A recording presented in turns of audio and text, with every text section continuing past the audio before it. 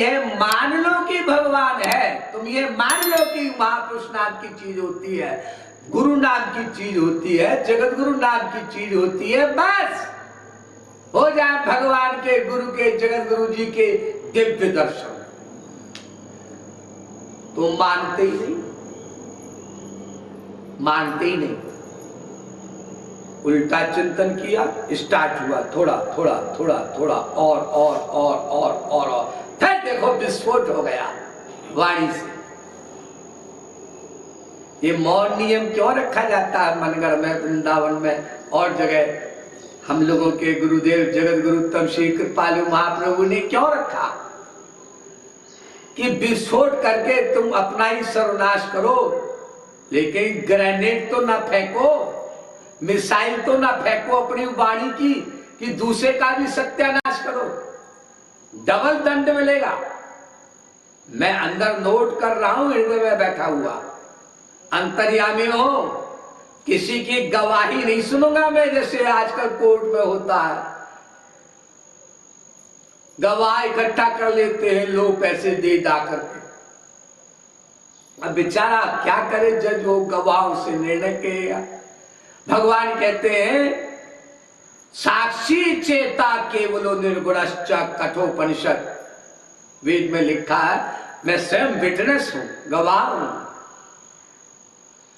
तो इसलिए भगवान तो आते नहीं है संसार में। संभवामि युगे युगे, गीता में लिखा है, कभी युगों युगों में आता हूं अवतार लेकर।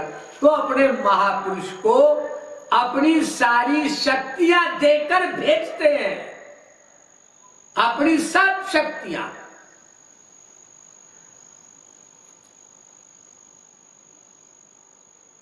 अरे जिसके पास भगवान की सब शक्तियां हो उसी का नाम तो महापुरुष है जी। हमारे जगत गुरु तम श्री कृपालु महाप्रभु आपको बताते होंगे बहुत, हमने सुना है अनेकों बार कि जगत व्यापार वर्जम, वेदांत दर्शन कहता है, भोग मात्र साम्य लिंगाच, कि भगवान का परमानंद, भगवान की शक्तियों से युक्त महापुरुष होते हैं, लेकिन सृष्टि नहीं कर सकते, प्रलय नहीं कर सकते और संसार का पालन नहीं कर सकते। अरे नहीं कर सकते, लेकिन अगर करना चाहे वो तो ऑर्डर देते हैं भगवान को महापुरुष, परम पुरुष हम देखना चाहते हैं तू प्रलय कैसे करता है, चल अभी प्रलय कर। और भगवान उनका ऑर्डर मान लेते वो खुद प्रलय नहीं कर सकते, जो प्रलय करता है उसको ऑर्डर दे देते हैं कि जरा प्रलय तो कर, हम देखना चाहते हैं प्रलय तू कैसे करता है और प्रलय में क्या क्या होता है महाप्रलय में। जब ये कहा मार्कंडेय ने, तो भगवान को एक स्पेशल महाप्रलय करनी पड़ी मार्कंडेय महापुरुष के सुख के लिए। अब वो ऐसी सबसे निम्न कोटि के महापुरुष थे, ये कैसा शौक चल रहा है उनको महाप्रलय देखने का, सृष्टि देखने का, पालन देखने का। अरे ये तो ऑफिस का काम कौन देखेगा, जो महापुरुष भगवान श्री कृष्ण को गुलाम बना करके और उखल में बांध लेता है और मुरली खो गई है ठाकुर जी की, गुरा करके रख लिया गोपियों ने और श्री कृष्ण ढूंढ नहीं पा रहे, सर्वज्ञ सर्वांतर्यामी सर्वव्यापक श्री कृष्ण। अरे आनंद तो इस लीला में मिलता है, लेकिन मार्कंडेय ने कहा मैं प्रलय दिखाओ। तो इसलिए वो छोटी सी बातें हैं, लेकिन कर्तु मकर्तु मन्यथा कर्तुम समर्थ नाम की जो शक्ति होती है उसको कहते हैं योग माया। जो चाहे करे, जो चाहे न करे, जो चाहे उल्टा करे। आप अरबपति बन गए, अरब रुपया कमा लिया आपने, अब कोरोना आ गया, पहले पति मरा, उसकी बीवी ने फोन किया अपने लड़के लड़की, एक अमेरिका में था एक जर्मनी में, दोनों आए फिर आते ही प्लेन में ही थे, अभी मां मर गई। फिर 2 आए, उनको शमशान घाट में फूंका बेटा बेटी ने। अब बेटे को कोरोना हो गया, वो मर गया। फिर अकेली लड़की बची, वो उसने सुसाइड कर लिया कि मैं क्या करूंगी अकेली रहकर। और अरब रुपया वैसे ही पड़ा है, कोठी वैसे ही पड़ी है, कार वैसे ही पड़ी है। कमाओ बेटा धन, धन कमाओ। मैं नहीं कमाऊंगा धन तो कैसे काम चलेगा। ये बाबा जी तो रोक लेते हैं, एक दिन को 4 घंटे को अपने आश्रम में जाए इनके आश्रम से। अरे ठीक है, तुम कभी मत आओ, केवल भगवान को मान भर लो तो भगवान मिल जाएंगे। तुम मानते ही कहाँ हो भगवान को कि भगवान है। अगर सर्वव्यापक भगवान है ये मानते हो, अगर सर्वांतर्यामी भगवान है ये मानते हो, तो फिर अपने घर में बैठकर, ऑफिस में बैठकर, दुकान में बैठकर भगवान के खिलाफ क्यों चिंतन करते हो? ये नहीं जानते सब तुम्हारा चिंतन नोट किया जा रहा है उस अंतर्यामी के द्वारा, वो फल देगा। नहीं मानते। हमने जो सोचा वह किसी ने नहीं जाना। इसलिए तुम आस्तिक हो जाओ, तुम भगवान को मानने वाले बन जाओ। इसलिए महापुरुष आश्रम बनाते हैं। ये आता रहेगा, आता रहेगा, आता रहेगा। इसे बोलते रहेंगे, समझाते रहेंगे तो थोड़ा थोड़ा ठीक हो जाएगा। वरना गंगादि तीर्थे वसंती मत्स्या, गंगा में मछली रहती है, मंदिर मस्जिद गुरुद्वारे चर्च में कबूतर रहते हैं, लेकिन कोई मुक्त नहीं होते। ये सांप केवल हवा पानी खा पी करके रहता है जिंदा। पवनासन नाम है उसका, इतना बड़ा योगी। और जंगल में रहते शेर चीते वगैरह इतने बड़े त्यागी वैरागी, ये मुक्त नहीं हो जाते केवल बाहर के आडंबर से। इसलिए हम माने तो उनको उनके गुणों से युक्त माने।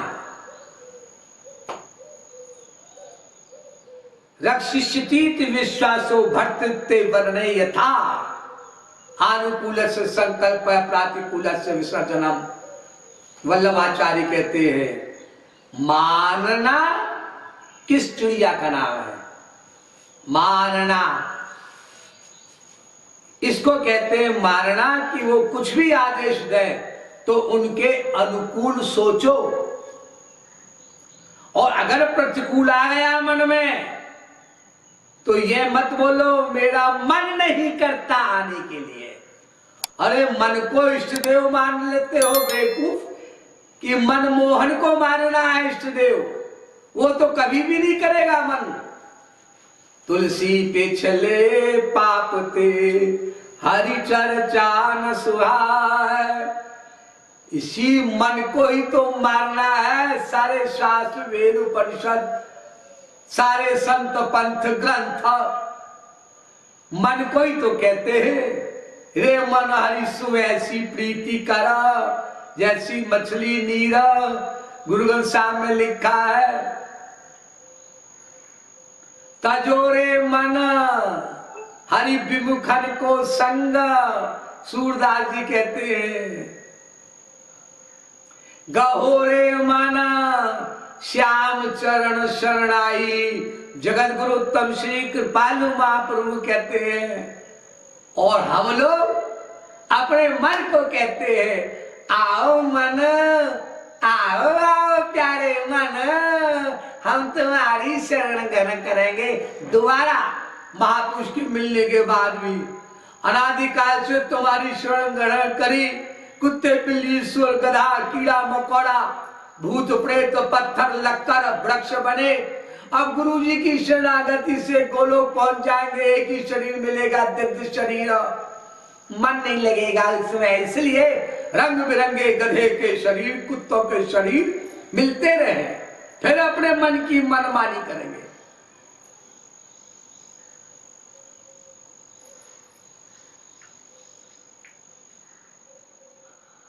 तो महापुरुष माने वो उल्टा कर दे, वो हमेशा हमारे अनुकूल यदि रहेंगे तो हमारा सब संसार भी सही चलेगा, और अगर वो उल्टे हुए तो संसार भी उल्टा हो जाएगा, क्योंकि वो प्रधान पुरुष ईश्वर है। भागवत के अनुसार महापुरुष प्रधान पुरुष ईश्वर है, संसार का स्वामी है। अरे किसी आश्रम से कहीं महापुरुष से हटके जाओगे कहां? संसार में ही तो जाओगे। अरे दो ही स्थान है, एक गोलोक एक मृत्युलोक। हाँ, जो महापुरुष का आश्रम है वो मिनी गोलोक है, ऐसा हम कह सकते हैं। इस मृत्युलोक में ही गोलोक है, ऐसा हम बोल सकते हैं, सोच सकते हैं, मान सकते हैं। यह स्वयं जगत गुरु तम श्री कृपालु महाप्रभु ने लिखा है। गुरु ढेग रहे नित सदा श्याम श्यामा, याते गुरु धाम ही आपु हरि धामा।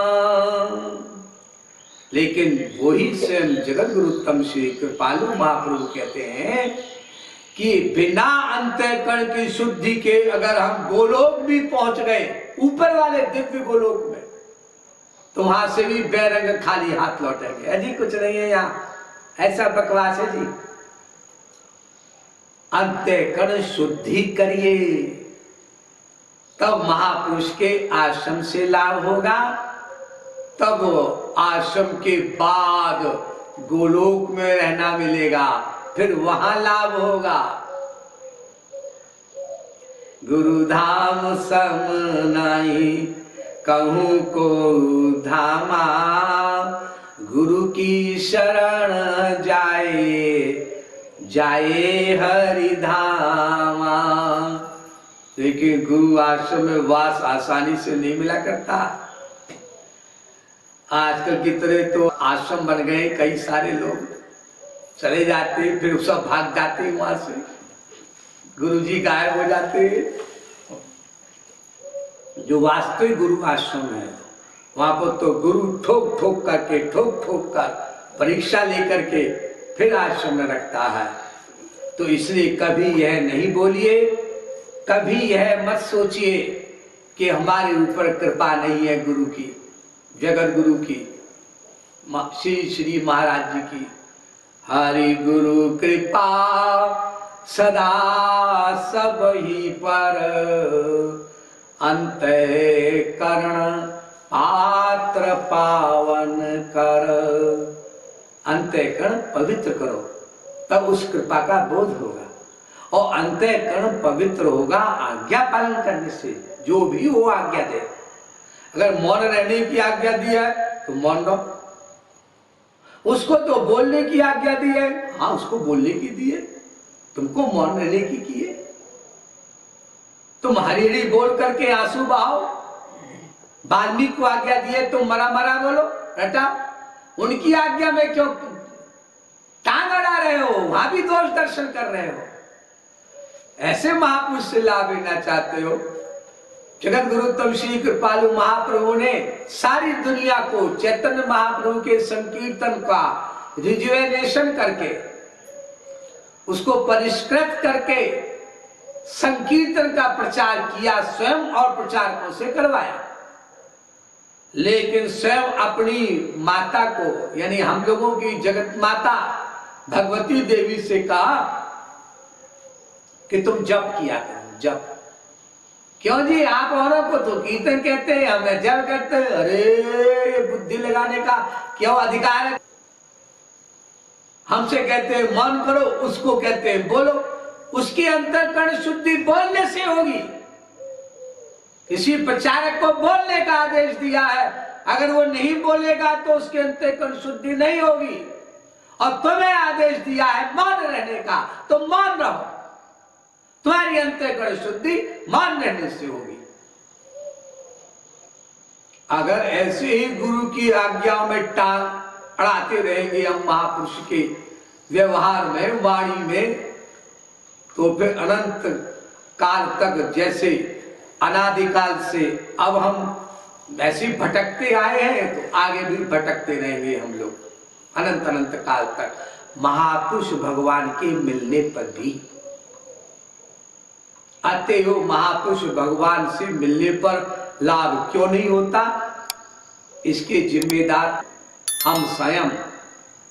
और किसी को महापुरुष भगवान से मिलने से तुरंत लाभ हो जाता है, इसके भी जिम्मेदार वे स्वयं जीव। उन्होंने महापुरुष की आज्ञा को गंभीरता से लिया और महापुरुष में महापुरुष की बुद्धि रखा। महाराज